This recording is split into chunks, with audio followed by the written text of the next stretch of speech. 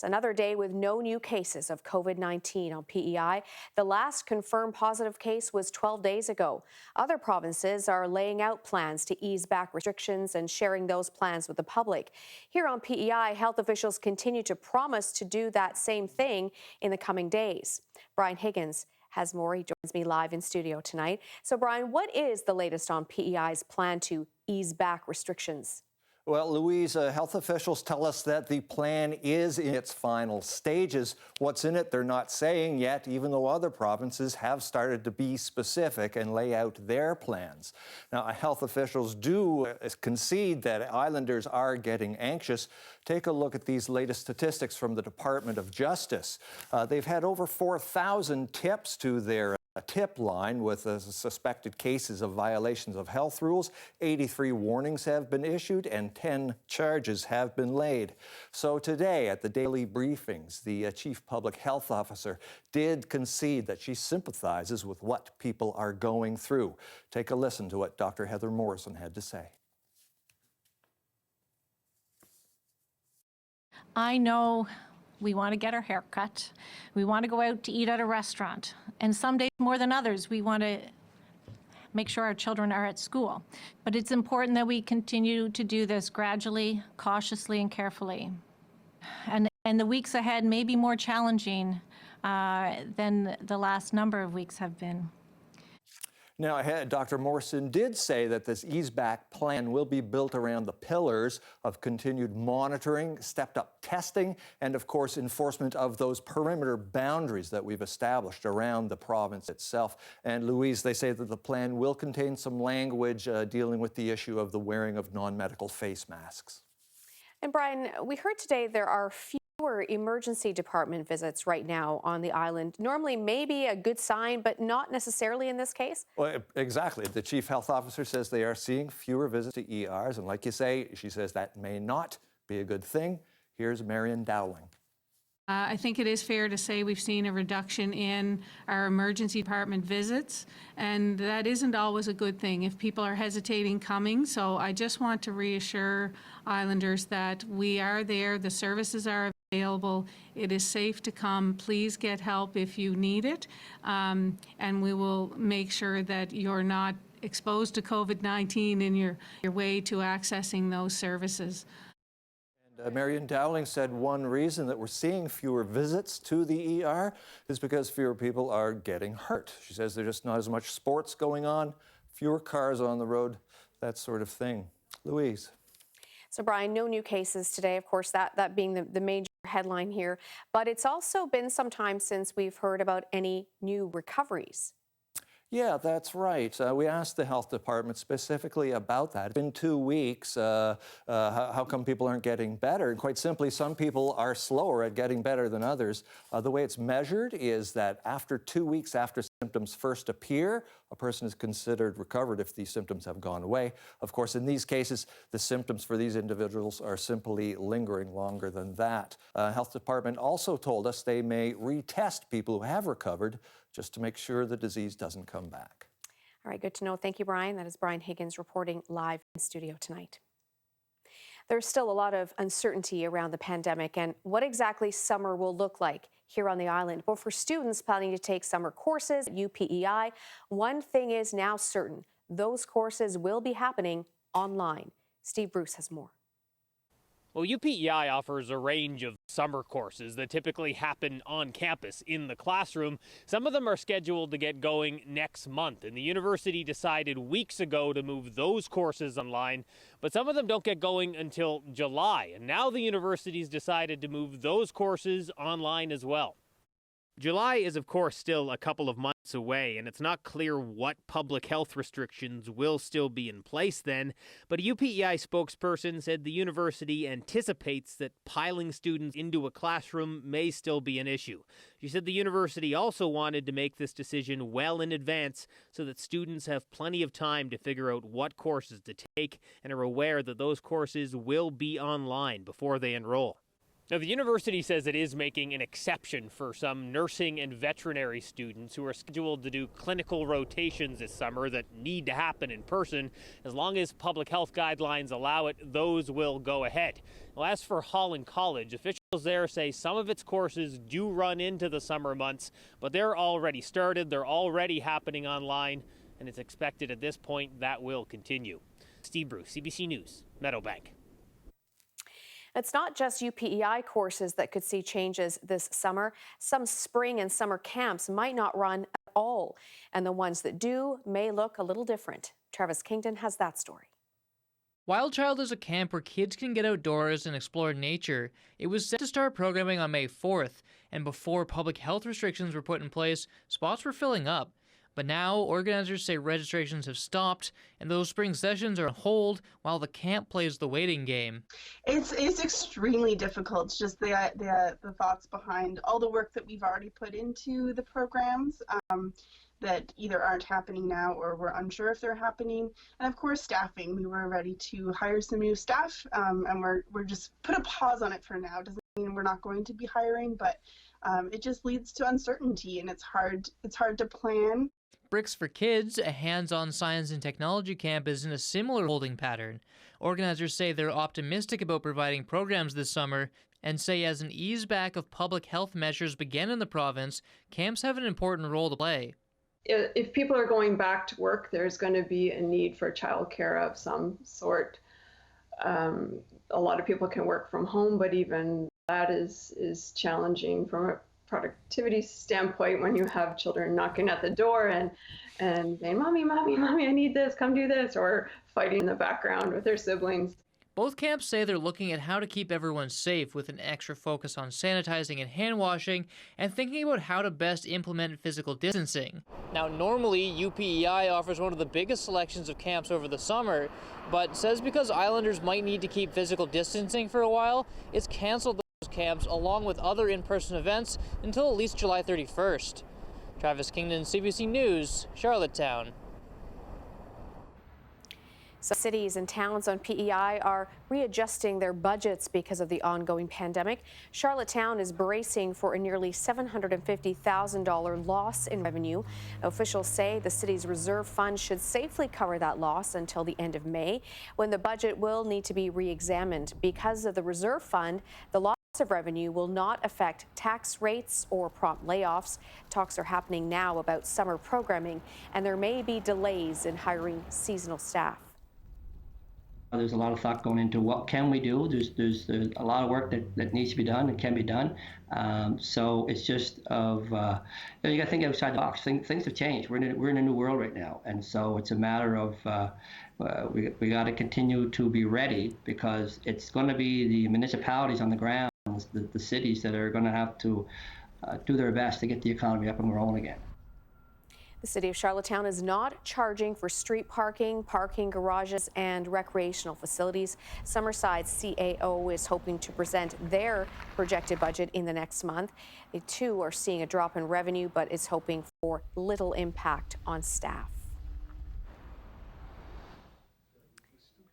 A group of women in Summerside is working to open an overnight shelter for women and children in that area. The shelter will be called Life House, and the goal is to partner with the Summerside Boys and Girls Club. It says it wants to open a shelter in that area because of the need. All the shelters are full. The closest one to Summerside is Lennox Island, and that's far to go if you have family in Summerside. Or if you have to go to Charlottetown, it's the same thing. You don't have your community support, your mother, your father, your grandparents, or a friend that can help you. So you're living far from your community. And I think we all know it takes a community to bring up a family.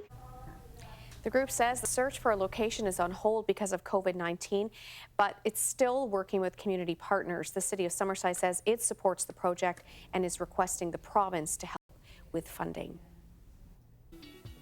Well, folks, after a very sunny, very mild and gorgeous weekend weather-wise, I can't believe I'm saying this, but yes, there is some wet snow in the forecast.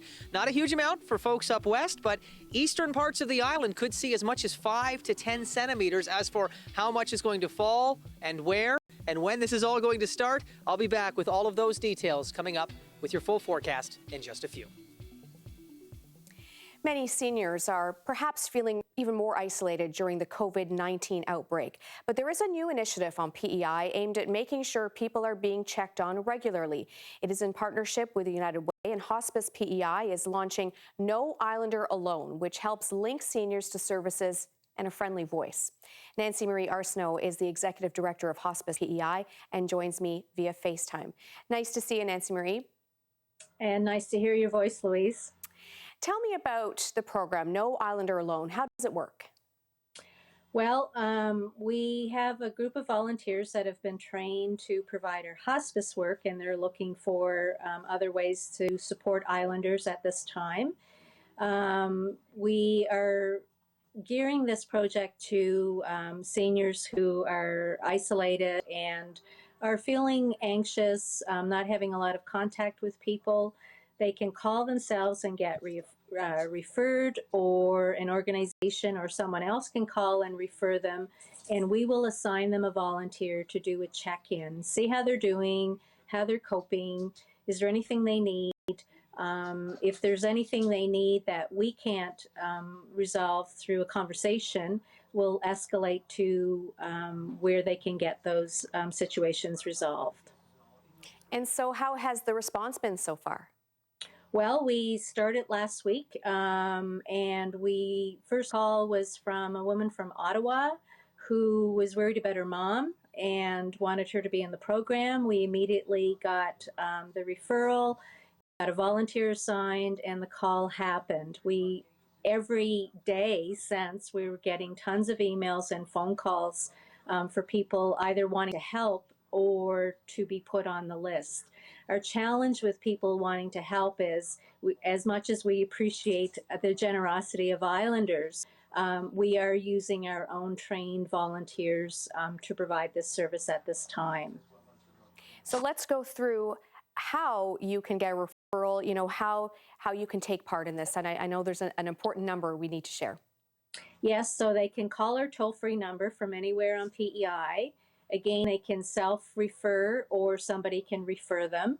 Our volunteer coordinators will take that information, get a little bit of information on what the need is, what part of the province they are in, and then the volunteer coordinators, who are our paid staff, will assign a volunteer to do those check-ins. We're anticipating a big uptake, so we're going to try and do a once-a-week call. But some of the calls, depending on the anxiousness and the loneliness of a senior, we may have to do the call once a week. And what would you say are the top needs so far in these sort of early days of this? Just having somebody to talk to. One of the emails I received was this woman was involved with a lot of senior organizations, but because of all the physical distancing that's required, she's not having those contacts and is just feeling really alone and would love, her comment was, I would like to have somebody to talk to. And then the other part of that is around anxiousness, right, of what's going on, what's happening out there. If they're staying at home and they're not getting out, it can be anxious times for them. And then there are those that they're worried about their parents that might not be having contact, whether those adult children are at home or on PEI or in another province. They just want to know that somebody's checking on their parents, their loved ones. All right, I really appreciate your time, Nancy Marie Arsenault. Nice to see you. Thank you, Louise.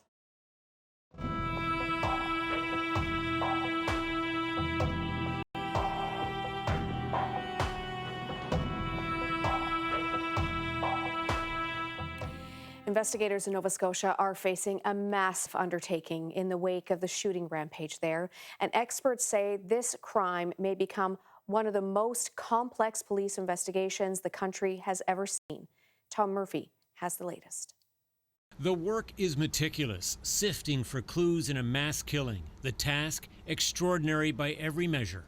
Pick your variable, the scale of this tragedy and the number of victims, the distance covered, the duration of time, the impersonation of a police officer, convincing impersonation. That disguise allowed the killer to extend his rampage through 90 kilometers of rural Nova Scotia. It also put this case in a unique category for investigators. You'd have to actually go back to the St. Valentine's Day Massacre in Chicago in 1929, when Al Capone's men dressed as both detectives and uniformed Chicago police officers used that pretext to line up rival gang members against a wall and shoot them. So, one of the most pressing questions, did someone help him with the car? And this was something that was professionally done. Did he hold himself out as a police officer when he had this done? With the shooter dead, there will obviously be no criminal case, but the question of exactly how he did all this will continue to be examined from every angle, complicated by the number of crime scenes, 16, some of them burned out homes. Fire scenes take an extensive amount of time to sort through all the debris. If it's a shooting scene, the shell casings, and then you want to make sure as well that you do get all of the remains. Medical examiners are now reviewing some of the remains, hoping to bring some comfort to the families. Did their loved ones suffer? Dr. John Butt was Nova Scotia's medical examiner during the Swissair disaster. What is important to the families is to know as much as possible that there was no suffering. That sounds trite, but that is important to the families. And determining whether someone burned to death or died less painfully by carbon monoxide poisoning can take weeks. So it makes things a little more difficult for people who are waiting for answers. That's a huge issue for the families, without question. How quickly this death occurred. And the question so many want answered, why? Experts say some questions will be easier to answer than others. Tom Murphy, CBC News, Halifax. We're going to take a short break, and as we do that, a live look outside our studio in Charlottetown on this Monday evening. Jay Scotland's full forecast is coming up after this break.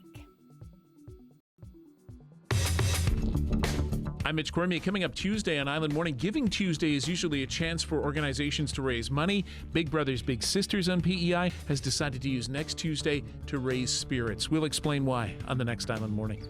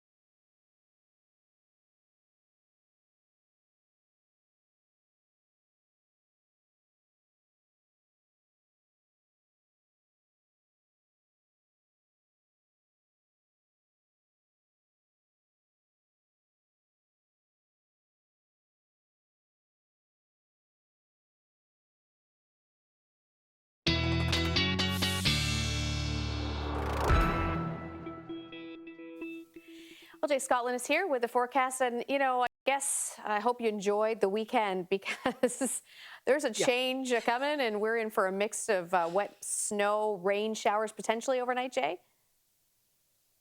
You know what? I'm going to leave it at that. You said it, not me. And that's your forecast, folks. No, I'm kidding. I won't put that all on Louise. But I'm back in a toque and gloves after a gorgeous, very sunny, very mild weekend. And I can't believe come Monday, this is what I'm delivering. But here's my snowfall accumulation outlook. Yes, you heard that right. And viewer discretion is advised. Now, a lot of this will be melting as it falls. Up west, not much, just a trace. By the time you get to Summerside, maybe a couple of centimeters.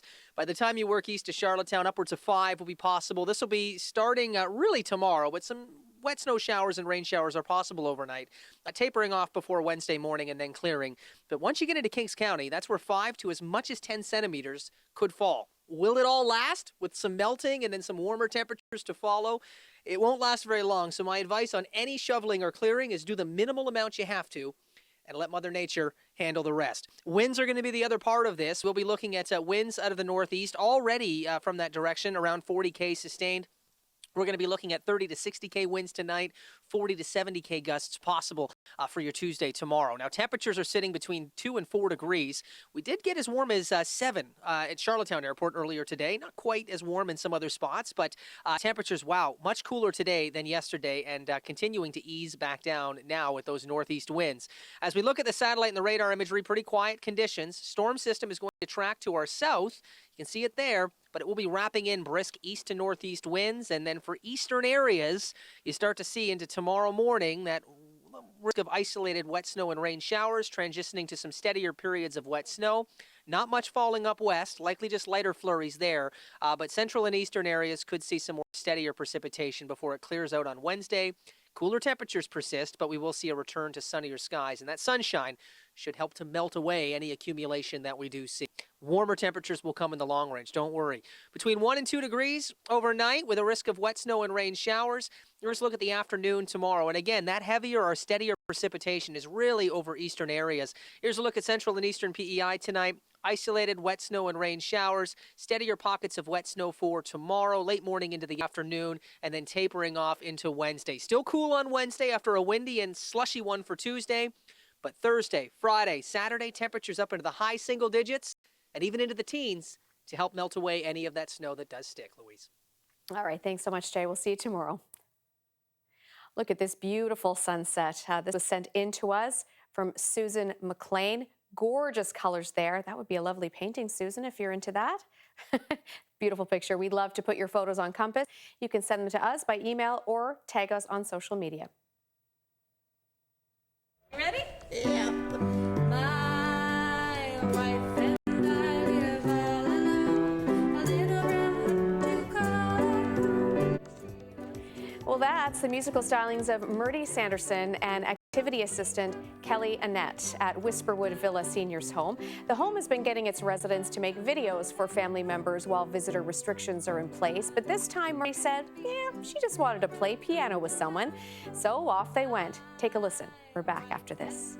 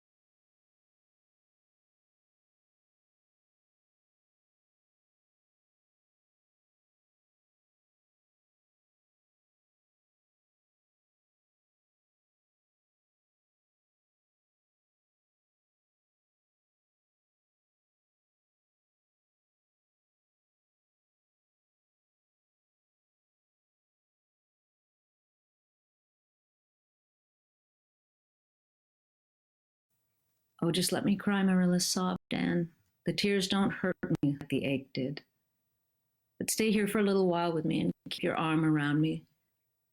Well, that is Megan Follows reading a chapter from Anne of Green Gables. Some of you might know her as Anne Shirley herself from the 1985 movie adaptation of Ella Montgomery's famous novel. So over the weekend, Follows took part in Andemic. This is a project started by the band the East Pointers, where guest readers continue the story one chapter at a time. The videos have been broadcast live on the band's Facebook page every night with thousands of people tuning in. The project wrapped up over the weekend, but you can watch all the recordings and readings on the East Pointers Facebook page. That was a very familiar Anne for us that remembered 1985. Thank you for joining us tonight on Compass. You can log on to cbc.ca/PEI for more news from our province 24 hours a day. Vashi Kapelos is up next with Power and Politics, and we'll see you tomorrow. Good night, PEI.